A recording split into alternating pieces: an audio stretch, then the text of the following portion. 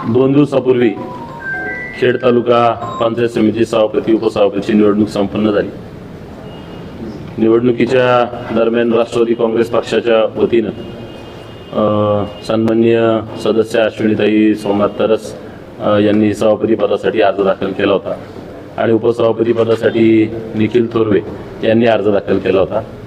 पक्षाकडनं आम्ही आमच्या सदस्यांबरोबर त्यांनी उमेदवारी अर्ज दाखल करून आमच्या गटाची मतं आम्हाला पडली। जरी आमची सभापती उपसभापतीपदी आमचे पदाधिकारी निवडून जरी नसले आले तरी एक गोष्ट मात्र 2 दिवसापूर्वी या तालुक्यामध्ये अत्यंत हास्यास्पद घडली। किंबहुना विद्यमान आमदारांचा कोणाला तरी खुश करण्याच्या नादामध्ये एवढा तोल घसरला, किंबहुना एवढी जीभ घसरली की अत्यंत खालच्या पातळीवरती टीका तालुक्यामध्ये माजी आमदारांवरती असेल, राष्ट्रवादी काँग्रेसच्या आम्ही काही कार्यकर्त्यांवरती असेल आणि माझ्यासारख्या एका लहान कार्यकर्त्यावरती फार टोकाची टीका करण्याची वेळ त्यांच्यावरती आली। हे पाहून खरं तर माझ्यासारख्याला हसू येते किंवा त्यांची कीव वाटते। ज्यावेळेस विधानसभेच्या निवडणुका होत्या, ज्यावेळेस मी विधानसभेचा एक उमेदवार होतो, माघार घेण्याची विनंती करण्याकरता माझ्या ऑफिसला आल्यानंतर माझे पाय धरणारे त्यावेळेसचे आमदार नसतानाचे बाबाई शेटकाळे मला आठवतात। त्यावेळेसची विनम्रता पायदर मी त्यांना म्हटलेलं, मी लहान कार्यकर्ते माझे कशाला पाय धरता, माघार घ्यायची तर ती मी घेईन, परंतु आमदार झाल्यानंतर तुमच्यामध्ये जनतेने तुम्हाला निवडून दिले, तो जनतेचा कौल आम्हालाही मान्य आहे, परंतु आमदार पदावरती गेल्यानंतर जसं काय मी तमालपत्र घेऊन जन्माला आलोय, माझी आमदारकी कधीच जाणार नाही, एवढ्या अहंकाराने काल तुमचं 2 दिवसापूर्वीची मुलाखत झाली। किंबहुना एवढी ती बोलण्यामध्ये दादागिरी आणि दम देण्याचा प्रकार, किंबहुना टोकाचं भाषण त्यांचं माझ्यासारख्या लहान कार्यकर्त्यावरती, राष्ट्रवादी काँग्रेसच्या माजी आमदारांवरती त्यांनी करण्याचा प्रयत्न केला। या केविलवाण्या प्रयत्नाचा पहिल्यांदा आम्ही या ठिकाणी निषेध व्यक्त करतो। अनेक प्रकारची टीका त्यांनी त्या ठिकाणी केली। आम्हाला त्यांना सांगायचंय की तुमची सभापती उपसभापती पदाची निवड झाली, तुमच्या पक्षाची मतं तुम्हाला पडली, मग एवढ्या खालच्या पातळीला जाण्याची गरज काय? तुम्ही विकासावर बोललं पाहिजे होतं। नवीन सभापती आले, तालुक्यामध्ये गेले 3 वर्ष सभापती पंचायत समिती प्रशासक कार्यकाळ होता, तालुक्याच्या जनतेसाठी तुम्ही काय करणार? गेले 2 वर्षामध्ये या तालुक्यामध्ये आमदारपद 1.5-2 वर्ष भोगत असताना तुम्ही काय कामं केली त्यावर बोला। तालुक्यातले अनेक प्रश्न प्रलंबित आहेत, त्यावर बोलायचं सोडून तुम्ही म्हणाले की पंचायत समितीमध्ये जिल्हा परिषदमध्ये पाऊल ठेवू देणार नाही। आमदार साहेबांना माझी विनंती आहे, पंचायत समिती जिल्हा परिषद तुमची काय प्रायव्हेट प्रॉपर्टी आहे? आज आम्ही या सभागृहातून मुलाखत घेतोय, पाऊल ठेवले, तुम्हाला काय करायचे का? आमचे सदस्य या ठिकाणी उपस्थित आहेत। आम्ही पंचायत समितीमध्ये पाऊल न ठेवून देण्याची भाषा जर तुम्ही करता तर ती काय तुमची मक्तेदारी आहे का? किंवा आमदारकीची एवढी मस्ती तुमच्या अंगात गेली असं यातनं दिसतं। सर्वसामान्य कार्यकर्त्यांनी तुम्हाला जे मतदान दिलं तर त्याच्याही मनात आज प्रश्न निर्माण होऊ लागलाय की अशा आमदारांना आम्ही मतदान दिलं का? एवढ्या खालच्या भाषेला तुम्हाला खरं तर यावं लागलं। माझी लायकी काढून त्या ठिकाणी बाळा तुला बघतो, नादेश तुला देतो, तुला तुरुंगात पाठवतो, एवढ्या टोकाच्या भाषण तुम्हाला जर करायची वेळ येते, जर तुम्हाला माझी लायकी त्या ठिकाणी वाटत नव्हती तर माघार घेण्याकरता माझ्या ऑफिसचे दरवाजे का उघडायला लावले? माझ्याकडे येऊन माझे पाय धरायचा प्रयत्न त्या काळात का केला? मी जरी सर्वसामान्य कार्यकर्ता असलो तरी ज्यावेळेस तुम्ही फक्त जिल्हा परिषद सदस्य होतात त्यावेळेस तुम्ही काय काय गोष्टी आमच्यापाशी शेअर केल्यात, आम्हाला त्या उघड करायची वेळ आणून देऊ नका। कृपया करून कोणाला तरी खुश करायच्या नादात टोकाची भाषणं करून पोपटपंची, बोलबच्चन आणि तू फक्त मतदारसंघापुरतं बागायत सोडून तालुक्याचं बघू नको, मग तुला बघून घेतो, चमचेगिरी करू नको, काय तुमची भाषा आहे? आम्हाला ही कीव येते।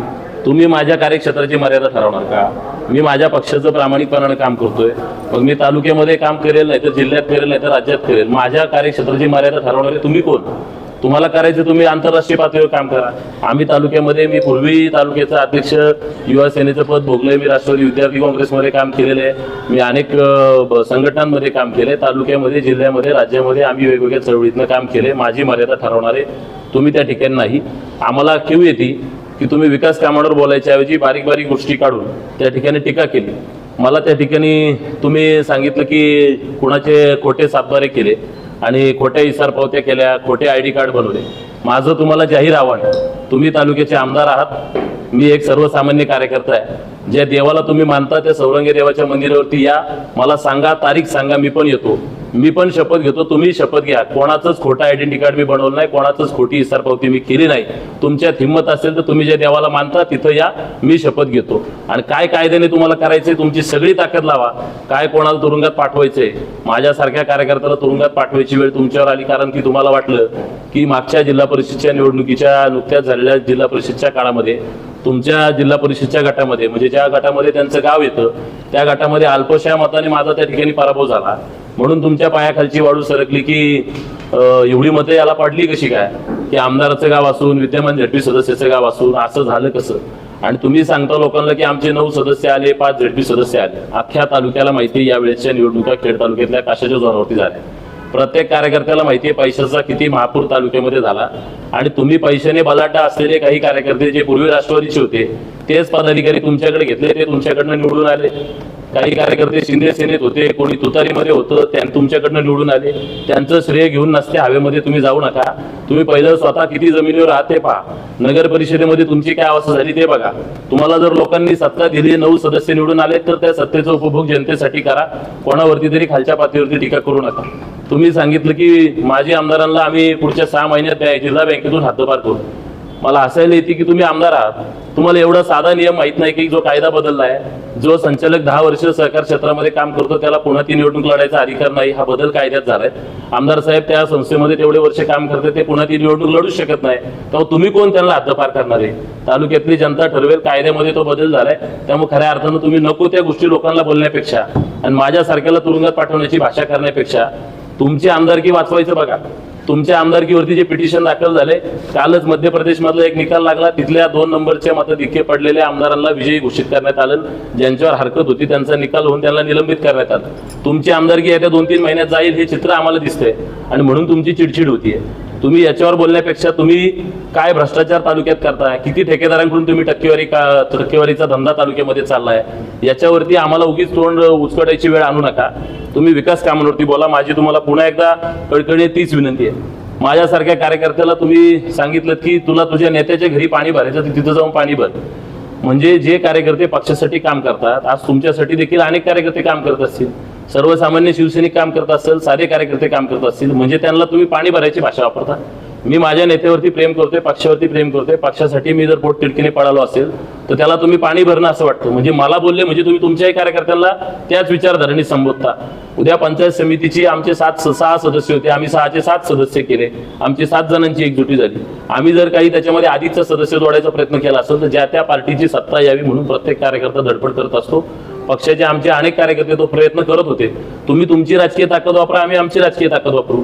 आमच्या राजकीय प्रयत्नांना कदाचित त्यामध्ये यश अपयश, आम्हाला अपयश आलं असेल, तुमची सत्ता आली, परंतु आम्ही आमचा प्रयत्न करणं सोडणार नाही. तुम्ही तुमच्या ताकदीने काम करा, पण एवढी तुमची पायाखालची जमीन सडकल्यावरती एवढ्या खालच्या पातळीवरती तुम्हाला येण्याची वेळ आली, हे खरं तर याचं आम्हाला अत्यंत निंदा करावीशी वाटते. आणि आगामी कालखंडामध्ये तुम्हाला आवर्जून मी सांगतो, तुमच्यासोबत मी गेले अनेक वर्ष काम केले. पक्षाची गद्दारी विद्दारी ही बोलण्याची भाषा बोलण्या अगोदर एक गोष्टीचं स्मरण करा की ज्यावेळेस मी स्वतः राष्ट्रवादी काँग्रेस पक्षात काम करत होतो, मध्यंतरी मी जरी शिवसेनेत होतो, पण स्वर्गीय सुरेश भाऊ गेल्यानंतर मी पुन्हा राष्ट्रवादी काँग्रेस पक्षामध्ये काम करायला लागलो. तुम्ही देखील राष्ट्रवादी काँग्रेस पक्षातच काम करून मोठे झालात आणि नंतर स्वतःच्या स्वार्थासाठी तुम्ही देखील पक्ष बदललाय. या तालुक्याचे किंबहुना या भागाचे खासदार साहेब जे आहेत, माझ्या जिल्हा पंचायत समितीच्या निवडणुकीच्या वेळेस ते माझा शिवसेनेचा प्रचार करायला आले होते, पण आता तेही नंतर राष्ट्रवादीत होते.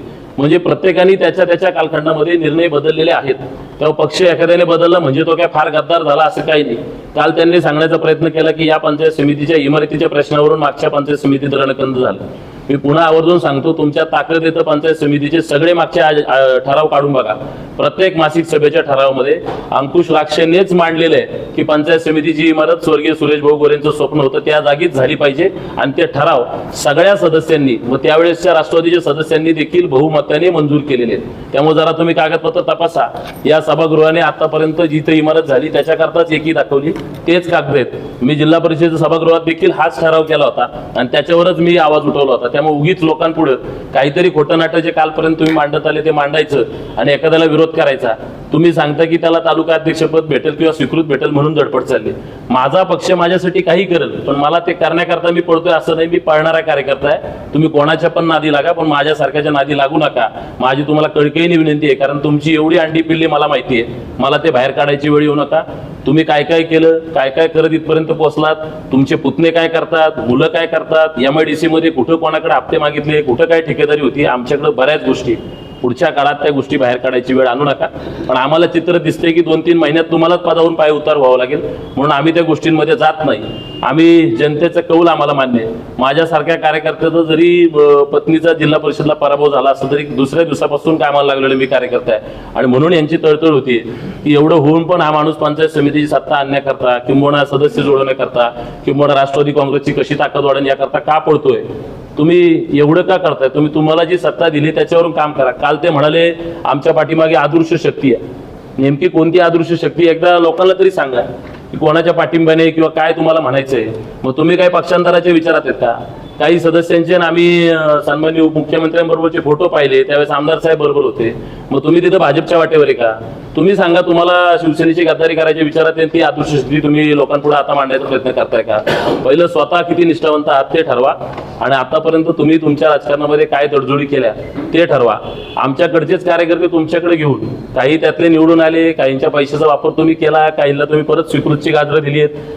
तुमचं चाललंय त्याच्यात आम्हाला जायचं नाही. तुम्ही बोललात म्हणून ही बोलायची वेळ आली, पण मी फार लहान कार्यकर्ता आहे, तुम्ही फार मोठे आहात.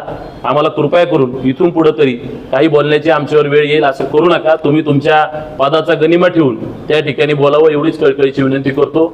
खरं तर आम्ही जरी विरोधी पक्षात असलो आज पंचायत समितीच्या सभागृहात, तरी राज्यामध्ये राष्ट्रवादी काँग्रेस पक्षाची सत्ता आहे. आमचे सर्व सदस्य इथून पुढे आपल्याला त्याची उत्तरं देतील.